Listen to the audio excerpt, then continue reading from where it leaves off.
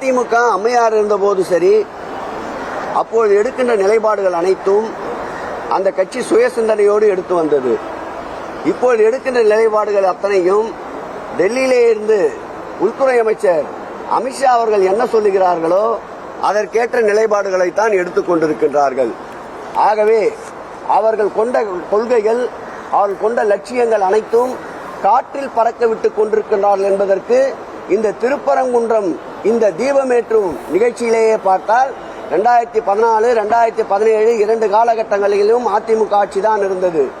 அந்த ஆட்சியிலே தீபத்தை இன்னொரு இடத்தில் ஏற்றுவதற்கு அனுமதி மறுத்து இவர்கள் நீதிமன்றத்தில் அபிடவிட் தாக்கல் செய்தவர்கள். ஆனால் இன்றைக்கு அதை மறந்துவிட்டு 2ஆம் இடத்திலும் தீபம் ஏற்றுவதற்கு அரசு முன்வர வேண்டும் என்று அறிக்கை விடுவது போலித்தனமானது. அவருடைய கொள்கைகள், கோட்பாடுகள், லட்சியங்களை பாரதிய ஜனதாவிடம் அடிமை சாசனம் எழுதி தந்து விட்டார்கள் என்பது இந்த கண்டன அறிக்கையிலிருந்து புலப்படுகிறது.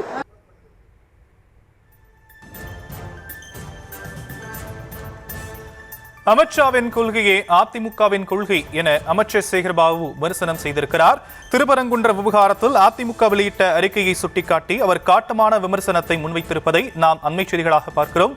விவரங்களை தொடர்ந்து பின்வரும் செய்திகளில் பார்க்கலாம். அதிமுக தன்னுடைய கொள்கைகளை அடகு வைத்து விட்டதாக அமைச்சர் சேகர்பாபு விமர்சனம் செய்திருக்கிறார்.